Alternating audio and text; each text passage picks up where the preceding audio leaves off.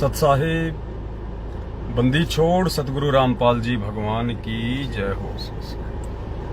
सतसाहिब भाई और बहनों, दया परमपिता परमात्मा की। दास थोड़ा दिन में लाइव आया है, एक छोटा सा संदेशा आप सभी भाई बहनों को देना है। जुड़ते ही वीडियो को थोड़ा शेयर कर दें।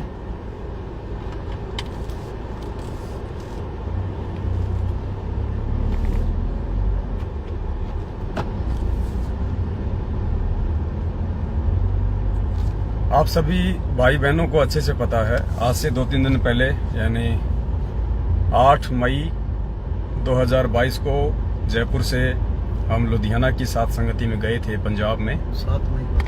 7 मई की सात संगति थी और रात्रि को वहाँ पे सात संगति थी।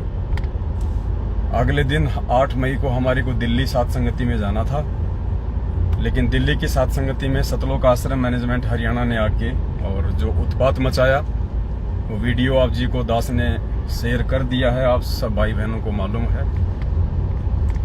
उसके बाद फिर हम झज्जर आ गए थे। झज्जर में सज्जन बहन है जो करोथा कांड के समय से पूज्य गुरुदेव जी से जुड़ी हुई हैं। फिर वहाँ हमने कल दिन में आके परमपिता परमेश्वर जी को भोग लगाया था, छोटी सी सात संगति हुई थी। उसके बाद हम लोग फिर जयपुर के लिए रवाना हो गए थे। और दिल्ली की सात संगति में काफी भाई बहनों को चोटें भी आई हैं, क्योंकि इन लोगों ने बाहरी लोगों का सहयोग लेके उनको शराब वगैरह पिला के और भक्तों की पिटाई करवाई थी सतसेवकों की, सतलोक आश्रम मैनेजमेंट हरियाणा वालों ने।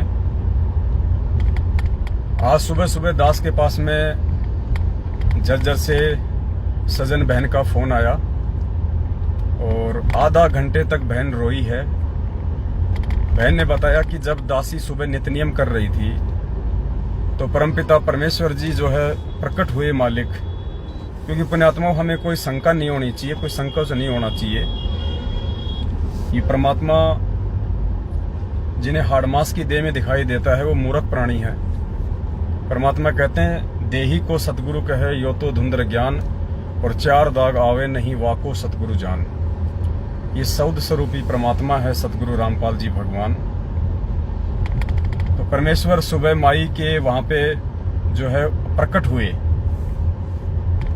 जैसे परमात्मा जिंदा महात्मा जी के रूप में धर्मदास जी के पास प्रकट हुए, नानक जी के लिए बेई नदी पे प्रकट हुए। ये वही परमात्मा है, हम इसको कोई दूसरा करके ना जाने।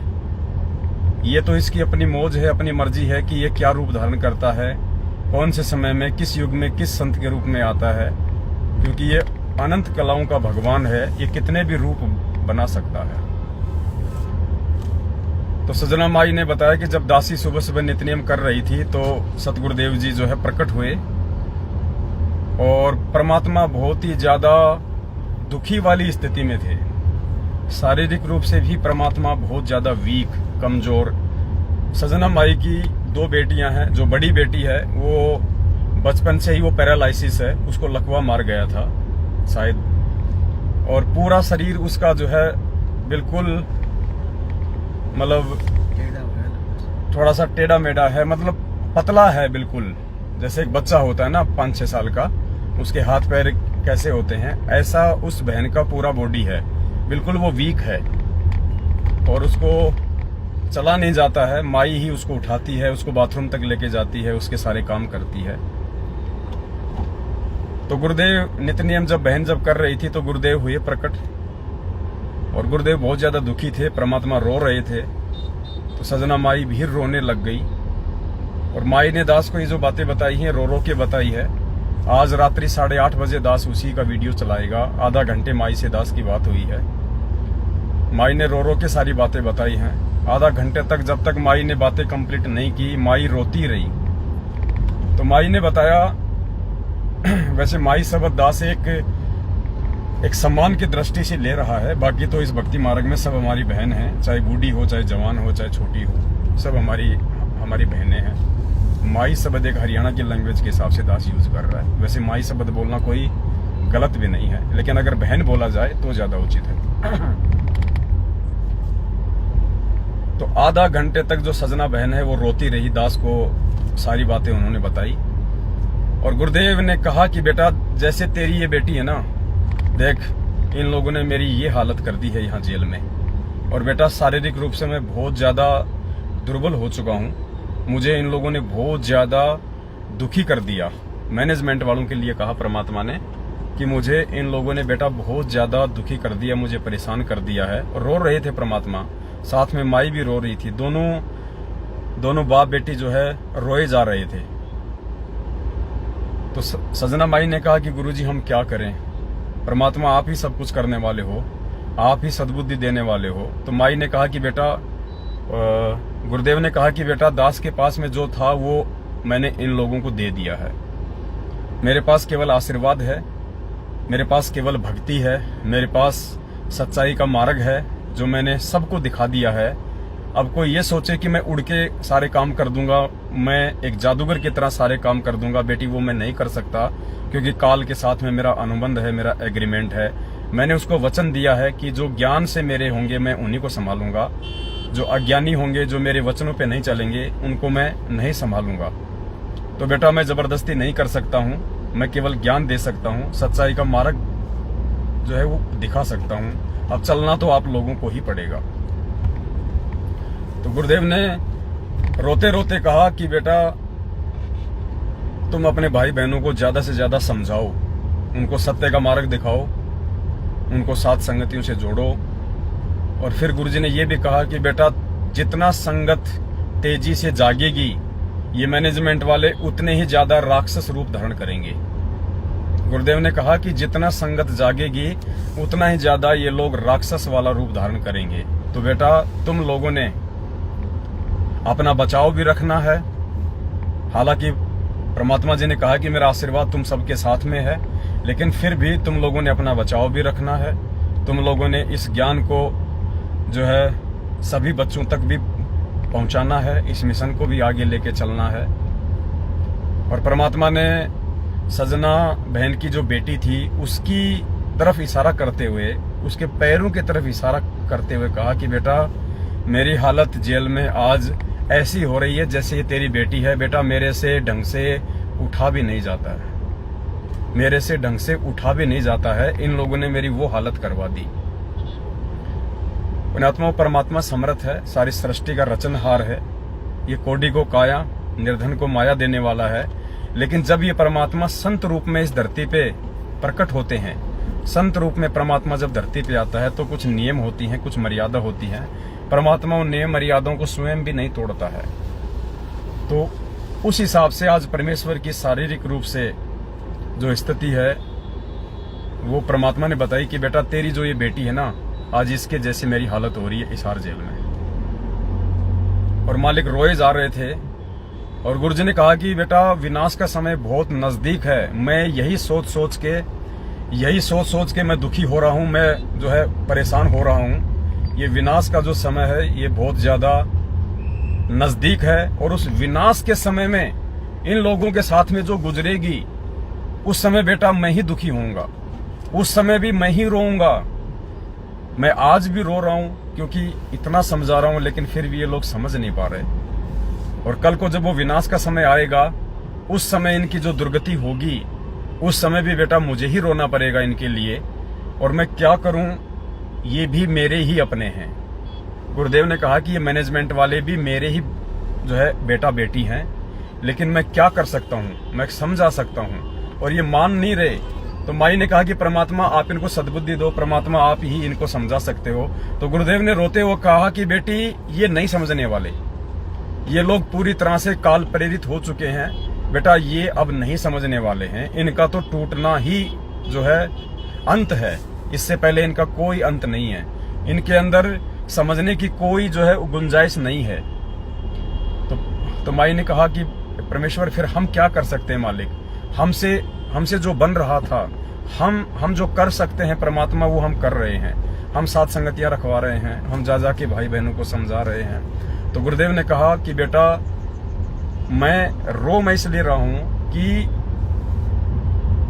मेरे भक्तों के ऊपर जो मार पड़ती है ना, वो मेरे भक्तों पे नहीं पड़ती। गुरुजी ने माई को कहा कि बेटा वो मार मुझे लग रही है, वो चोटें बेटा मुझे लग रही है यहाँ पे हिसार जेल में। और गुरुजी रो रहे थे लगातार आधा घंटे। माई ने कहा कि गुरुजी ने रोते रोते ही मेरे से सारा संवाद किया। गुरुजी ने कहा कि बेटा वो चोटें ये लोग भक्तों को नहीं मार रहे, ये चोटें वो लोग मुझे मार रहे हैं। रो रहे थे परमात्मा और कहा कि बेटा जितना हो सके अपने भाई बहनों को समझाओ, उनको सत्य के मार्ग पे लेके आओ। और परमात्मा ने ये भी कहा कि बेटा ये लोग नहीं समझेंगे, ये लोग बिल्कुल भी नहीं समझ सकते। गुरुदेव ने कहा कि जैसे मैं 27 साल से मैं सत्य ज्ञान का प्रचार कर रहा हूं और मैं कोशिश कर रहा हूं कि जितने भी जो संत महात्मा हैं ये लोग समझ जाएं। ये लोग अगर मेरी बात को समझ जाएंगे तो इनके पीछे लाखों करोड़ों की संख्या में जो भोले भगत हैं वो अपने आप समझ जाएंगे। तो परमात्मा ने कहा कि बेटा जैसे वो साधु संत नहीं समझे, लेकिन उनके पीछे लगी हुई संगत धीरे धीरे समझ रही है। तो मालिक ने कहा कि ये मैनेजमेंट वाले जो हैं ये नहीं समझ सकते हैं बेटा, ये सही रास्ते पे नहीं आ सकते हैं, क्योंकि काल ने इनको पूरी तरह से इनको जकड़ लिया है। लेकिन इनके पीछे जो भोला भगत समाज है वो समझ सकता है, उनके अंदर समझने की गुंजाइश है, एक उम्मीद है। तो तुम अपने भाई बहनों को समझाओ ज्यादा से ज्यादा। पुण्यात्मा ये हकीकत है। माई ने आधा घंटे रो रो के वो रिकॉर्डिंग दास 8:30 बजे आज रात को, दास का जो फेसबुक पेज है पवन दास इज लाइव, उसके पास रात को उस पे लाइव चलेगा। आप सभी भाई बहन रात्रि 8:30 बजे लाइव जुड़ना और हम अपने परमपिता परमात्मा की जो आंतरिक जो व्यथा है उसको हम समझें। और एक बात और कही थी, माई ने बताया कि गुरुजी ने कहा कि बेटा, रोते रोते कहा परमात्मा ने कि बेटा क्या अब की बार भी मैं खाली हाथ ही जाऊंगा? क्या अब की बार भी मुझे खाली हाथ ही जाना पड़ेगा? रोते रोते कहा परमात्मा ने, क्या अब की बार भी मैं खाली हाथ ही जाऊं यहाँ से? इसका मतलब पुण्यात्मा अभी तक कोई एक भी आत्मा पूरी संगत में पूरी तरह से सतलोक जानने के लिए तैयार नहीं है। हम प्रोसीजर में हैं सारे, हम अभी भगत नहीं बने। अगर हम सत्सेवकों में भी यदि कोई एक भी ऐसी आत्मा होती जो वास्तव में आज गुरु जी को पूरी तरह से, जो उनको परमात्मा मान के और अपने सतलोक जानने के लिए जो तैयार हो, तो भी परमात्मा शायद ये बात ना कहते कि क्या मुझे खाली हाथ ही जाना पड़ेगा।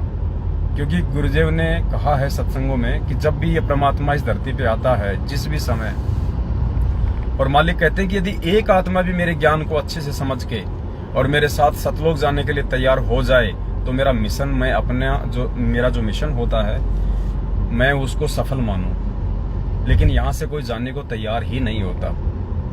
तो परमात्मा ने आज जो ये बात कही है ये हम सत्सेवकों के लिए भी एक बहुत बड़ा मतलब एक सोच का विषय है कि पुण्यात्माओं हम भी अभी तक सतलोक जानने वाली कैटेगरी में नहीं हैं। हमने भी अपने अंदर बहुत सारे जो है परिवर्तन करने पड़ेंगे। जो भाव, जो श्रद्धा, जो समर्पण एक शिष्य का अपने सदगुरु के प्रति होना चाहिए, शायद हम सत्सेवकों में भी नहीं है। वरना परमात्मा ये बात ना कहते कि बेटा अब की बार भी क्या मुझे खाली हाथ ही जाना पड़ेगा। तो भाई और बहनों, हमारा जो प्रथम जो मकसद है वो है परमात्मा जी की भक्ति, अपना आत्म कल्याण, और उसके बाद पुण्यात्माओं अपने भाई बहनों को समझाना जो भटके हुए हैं। तो हम कोशिश करें सभी भगत भाई बहन ज्यादा से ज्यादा भाई बहनों तक ये वीडियो हम पहुंचाएं, उनको सच्चाई से हम रूबरू करवाएं। और परमेश्वर को जो एक पक्ष है संगत का मैनेजमेंट, उन्होंने तो मालिक को दुखी किया ही किया है, उनको परेशान किया ही किया है। लेकिन पुण्यात्माओं कम से कम आप और हम सत्सेवक एक उम्मीद है उस परमपिता परमात्मा की, हम एक ज्योत हैं उस परमपिता परमेश्वर के लिए। वो परमात्मा ये समझते हैं कि भाई है कुछ आत्माएं जो मेरे साथ में सतलोक जानने के लिए तैयार हैं।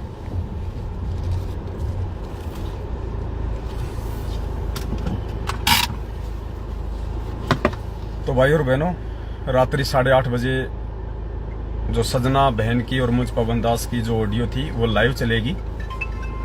आप सभी भाई बहन रात्रि 8:30 बजे लाइव जुड़े। उस वीडियो को आप ज्यादा से ज्यादा आप शेयर करें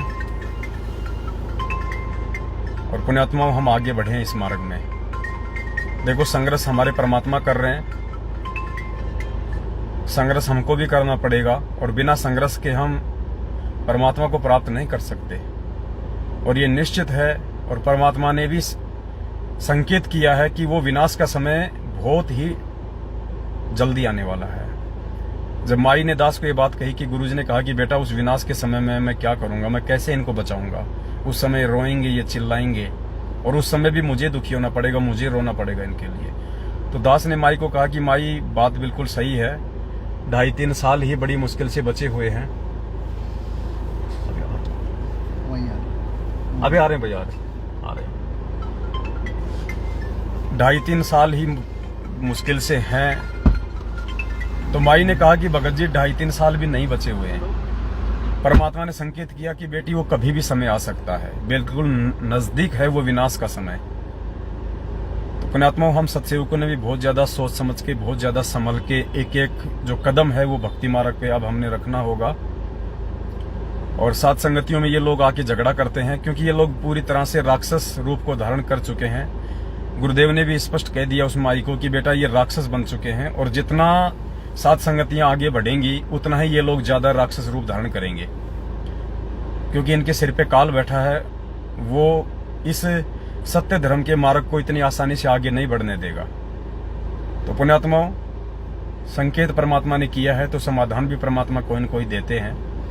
तो दास की आप सभी भाई बहनों से विनती है, सात संगतियों के जहां जहां के पोस्टर आने वाली सात संगतियों के जो पड़े हैं वो तो ठीक है, उसके अलावा सात संगतियों का कोई भी पोस्टर या कोई भी पैम्पलेट या कोई भी स्क्रीनशॉट या कोई भी मैसेज हम लोग फेसबुक पे या व्हाट्सएप पे वायरल ना करें।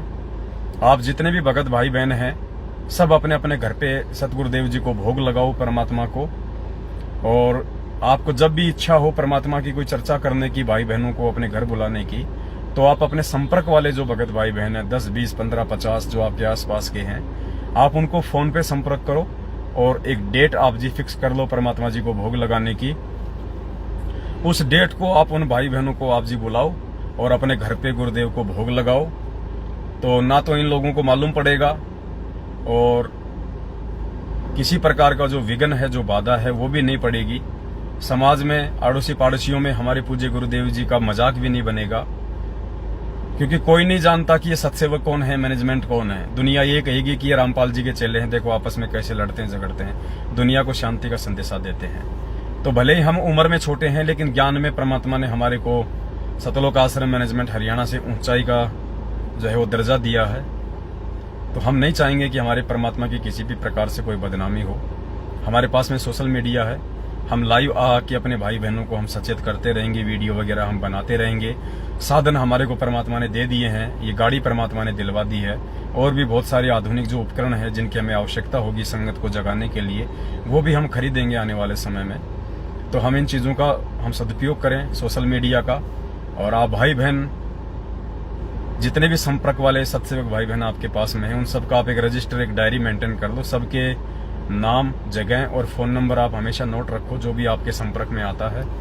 और नेक्स्ट टाइम जब भी आपको साथ संगति करनी हो, परमात्मा जी को भोग भंडारा लगाना हो, तो आप अपने भाई बहनों को मोबाइल से सूचित करो जिसकी आगे कोई सूचना ना हो। और 2 आप 5 भाई मिल जाओ, चाहे आप 10 हो, चाहे 20 हो, चाहे 4 भाई बहन हो या अपने परिवार के मेंबर हों, आप इस प्रकार से आप परमात्मा जी को भोग लगाएं। वैसे तो भोग परमात्मा जी को दास के घर पे तो रोज ही लगता है। सुबह सुबह थोड़ा सा हलवाराम का प्रसाद बना लिया जाता है, थोड़ा थोड़ा हल्का सा। सुबह सुबह परमात्मा को छोटी भोग की आरती के साथ रोज भोग लगता है। पिछले 2-3 महीने से परमात्मा ने दया बख्श रखी है। पहले पिछले 2 साल से परमात्मा जी को हर सप्ताह भोग लगता था, अब रोज भोग लगता है परमात्मा को थोड़ा थोड़ा हलवाराम का। और बाकी भंडारे का तो लगता ही है छोटी आरती के साथ में, सुबह दोपहर शाम।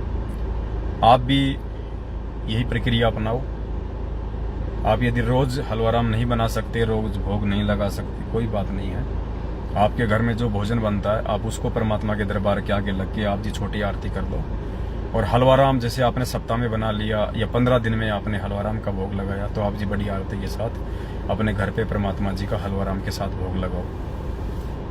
और सात संगतियां आपके जो संपर्क वाले भाई बहन हैं 10-5, आप उनको बुलाओ, शाम के टाइम पे बुलाओ आप उनको, इसकी वजह शाम को आ जाओ और शाम को मालिक को भोग लगा के फिर रात्रि में अपनी सात संगति करो 12-1 बजे तक। उसके बाद अपना आराम करो। तो फिलहाल तो हमारे को यही प्रोसीजर अपनानी पड़ेगी। इससे सात संगतियां भी तेजी से आगे बढ़ेंगी, क्योंकि मान लो जी अब जैसे जयपुर में सात संगति है, हमने मैसेज डाल दिया, कोई बिहार से आ रहा है, कोई पंजाब से आ रहा है, तो एक हमारे भगत भाइयों का एक समय भी बचेगा और जो दूर दराज के भाई बहन किसी कारणवश, चाहे उनके पास समय की कमी हो, चाहे उनके पास में पैसे की कमी हो, जो दूर की साथ संगतियों में नहीं आ सकते हैं, तो वो भाई बहन आसपास की साथ संगतियों में शामिल हो जाएंगे।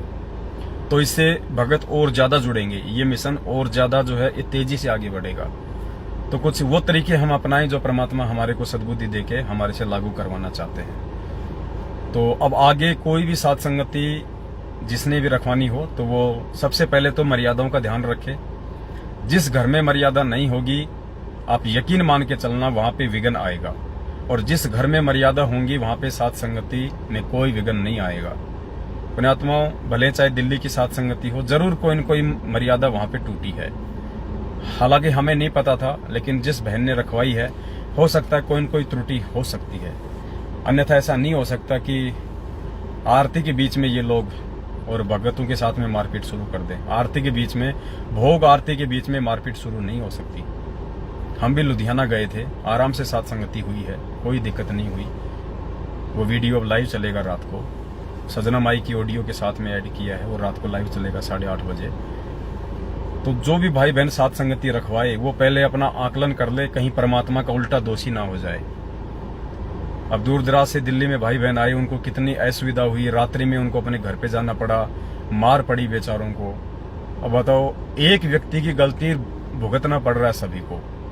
तो जिसके घर पे साथ संगति होती है, ये कोई मजाक नहीं है, कोई खिलौना नहीं है, ये कोई जरूरी नहीं है, कोई कंपलसरी नहीं है कि हम साथ संगति नहीं रखवाएंगे तो हमारा मोक्ष नहीं होगा। मोक्ष का साथ संगतियों से कोई लेना देना नहीं है। मोक्ष का लेना देना है मर्यादा से और भक्ति से। तो मर्यादा होंगी तो साथ संगति सफल होगी। हर कोई आदमी जल्दबाजी ना किया करो कि मेरे घर पे साथ संगति, मेरे घर पे साथ संगति। साथ संगति से हम कोई महात्मा गांधी नहीं बनने वाले। महात्मा गांधी बनेंगे अच्छे विचारों से, अच्छी सोच से, अच्छे आचरण से, अच्छे व्यक्तित्व से। तो उन चीजों को पहले हम अपने ऊपर पूर्णतया लागू करें। हमारी एक ही गलती की सजा यदि मालिक के सैकड़ों बच्चों को भुगतनी पड़ती है, तो पुण्यात्माओं, हम वहां पे लाभ के बजाय हानि उठाते हैं। हम परमात्मा की नजरों में और ज्यादा दोषी हो जाते हैं, क्योंकि मना परमात्मा किसी को करेगा नहीं। चाहे कोई शराबी व्यक्ति साथ संगति कराओ, परमात्मा हाथ थोड़ी पकड़ेगा कि तू शराब पीता है तो साथ संगति नहीं करवा सकता। लेकिन उसके बाद जो परिणाम भोगने पड़ेंगे वो टेढ़ी खीर है। तो आगे से सभी भाई बहन ध्यान रखें, साथ संगतियों के लिए जल्दबाजी ना करें। और यदि आपने करनी है तो आप अपने पर्सनल लेवल पे अपने आसपास के भगत भाई बहनों को सूचित करें फोन करके, और फिर उनको अपने घर पे बुलाएं और एक दिन की साथ संगति आप रखें, नाइट में या दिन में, जैसे भी आपको परमात्मा प्रेरणा करें। दिन में रखिए या रात को रखिए, क्योंकि अगर बड़ी साथ संगति है तो रात में रखना उचित है। तो अभी फिलहाल हम लोग ऐसा करेंगे तो मालिक के मार्ग में थोड़ा हम और आगे बढ़ेंगे। और क्योंकि भले ही ये लोग आके हमें दुखी करते हैं, परेशान करते हैं, तो इनके भी जो और ज्यादा जो कर्म हैं, क्योंकि वैसे तो इनके बिगड़े हुए हैं कर्म, लेकिन हम इनको मौका ना दें इनके और ज्यादा जो है वो कर्म बिगाड़ने के लिए। क्योंकि हम ओपन साथ संगति करेंगे तो ये लोग आएंगे। अब आप जानते हो कि जो पुलिस प्रशासन है वो क्या है, आप सब जानते हैं अच्छे से। पुलिस प्रशासन कोई नियम मर्यादा नहीं है यहाँ किसी की, ये काल भगवान का लोक है। निरंजन धन तेरा दरबार, यहाँ तनिक न न्याय विचार, झूठों को तो साचा बतावे, सांचों का एतबार। तो यहाँ पे कोई मान मर्यादा नहीं है, ये काल का लोक है। यहाँ पे आप किसी को भी 5-10 हजार रुपए दो और आपकी झूठ को साच और साच को झूठ में चेंज कर देंगे। तो भाई बहन कह रहे थे जो दिल्ली साथ संगति में गए थे कि पुलिस वाले भी शराब पी के आए थे और पुलिस वाले भी भाई बहनों की पिटाई कर रहे थे। पुण्यात्माओं, यहाँ पैसा दे के किसी से कुछ भी करवाया जा सकता है, आप अच्छे से जानते हैं। यहाँ कोई राजा हरिश्चंद्र नहीं है। तो हम इनके और ज्यादा कर्म बिगड़े, इससे अच्छा है कि हम लोग अपने घर पे साथ संगति करें। थोड़े बहुत भाई बहनों को हम इकट्ठा करके हम साथ संगति करें। और बाकी दास प्रयास कर रहा है परमात्मा जी के आशीर्वाद से। अगले 2-3 दिनों में एक डिजिटल बोर्ड हम ले आएंगे, 2.5-3 लाख रुपए का आएगा। 75 इंच का है, जैसे LCD आती है ऐसे 75 इंचेज का 2.5 लाख के आसपास का आएगा। तो जैसे ऑनलाइन जो कोचिंग देते हैं, जो ऑनलाइन जो क्लासेज चलती हैं, उस प्रकार से परमात्मा के दया से फिर हम लाइव आया करेंगे। और छोटी छोटी बातों को गुरुदेव के आशीर्वाद से हम समझने का प्रयास करेंगे सभी भाई बहन। देखो, यहाँ कोई किसी का टीचर नहीं है, यहाँ कोई किसी का मॉनिटर नहीं है। हम परमेश्वर के बच्चे हैं, हमने समझना है, हमने सीखना है, और उसके लिए हम कोई भी रास्ता अपनाएंगे। ये सोशल मीडिया, ये आधुनिक उपकरण, ये टीवी, मोबाइल, ये डिजिटल बोर्ड, ये परमात्मा ने सिर्फ और सिर्फ इस ज्ञान को समझने के लिए, इस ज्ञान को ऊंचाई तक ले जाने के लिए दिया है परमात्मा ने। तो हम इनका उपयोग करेंगे, परमात्मा हमसे ही इनका सदुपयोग करवाएगा। बाकी जो दुनिया है केवल अपने व्यापार के लिए, अपने बिजनेस के लिए और अपने स्वार्थ के लिए इन चीजों का उपयोग कर रही है। अब परमात्मा अपने बच्चों के अंदर सत प्रेरणा करके इन चीजों का सदुपयोग करवाएंगे। तो मालिक की दया होगी अब आगे। और दास लाइव आया करेगा, लाइव आने से पहले आपको मैसेज डाल दिया करेगा दास। और हम छोटी छोटी बातों को, छोटे छोटे पॉइंटों को अब हम समझने का प्रयास करेंगे हम पूरा, ताकि हमारे जो भगत भाई बहन है वो किसी भी पॉइंट को लेके किसी भी मोड़ पे वो मार ना खाएं। वैसे तो इन्होंने खूब कोशिश की थी दिल्ली सात संगति में भक्तों को तोड़ने की। उनको बैठा के उनको बता रहे थे कि देखो मेरे पास में गुरुजी का एक कोई गिरीश कोई वकील है, वो एक माई को कह रहा था कि मैं गुरुजी का वकील हूँ, गुरुजी ने मेरे को देखो एक कॉपीराइट दे रखा है, कॉपीराइट दे रखा है। माई ने कहा भगवान का भी कोई कॉपीराइट होता है क्या? नालायको, तुम क्या बोल रहे हो? तू कहीं का वकील है? तू क्या बोल रहा है? तू भगवान का भी कोई कॉपीराइट होता है क्या? तो ये मूर्ख आदमी है पुण्यात्माओं, और मूर्खों से उलझा नहीं जाता है, मूर्खों से दूरी बना के रखनी पड़ती है। किसी महापुरुष ने कहा है कि मूर्ख का जवाब होता है मौन, साइलेंट। मूर्ख को जवाब नहीं दिया जाता, क्योंकि मूर्ख है तो समझेगा क्या, चाहे आप उसको कोई बात समझाओ।